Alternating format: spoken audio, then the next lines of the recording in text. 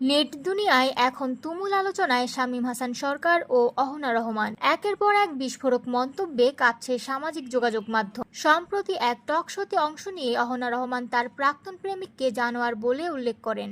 নামটি না বললেও সবার নজর যায় শামীম হাসানের দিকেই। ঠিক তখনই পাল্টা এক সাক্ষাৎকারে শামীম হাসান সরকার জানান সেই প্রাক্তনের নাম মেহেদী হাসান হৃদয়, এবং তিনি আরও অভিযোগ করেন অহনা নাকি একসাথে দুটো সম্পর্কে ছিলেন আর এ কারণেই তাদের বিচ্ছেদ হয়েছে।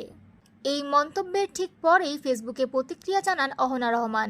বুধবার দিবাগত রাত 2টার দিকে নিজের ভেরিফাইড ফেসবুক পেজে স্ট্যাটাস দিয়ে লেখেন, ডাবল টাইমিং, আপনি যা বলছেন ঠিক বলছেন কি? নিজের দোষ ঢাকতেই কি এমন অপবাদ দিয়েছেন?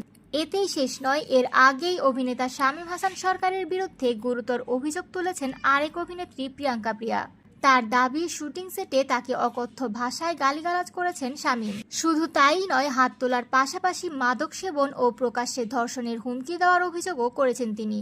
এই অভিযোগ সামনে আসতেই একটি সংবাদ সম্মেলন করেন শামীম হাসান সরকার। সেখানে তিনি নিজের নির্দোষতার দাবি করেন এবং সব অভিযোগকে মিথ্যা ও ভিত্তিহীন বলে দাবি করেন। ঘটনার মোড় এখন কোন দিকে যায় তা সময়ই বলে দেবে। আপডেট পেতে চোখ রাখুন আমাদের চ্যানেলে, সাবস্ক্রাইব করুন আর বেল আইকন চাপতে ভুলবেন না।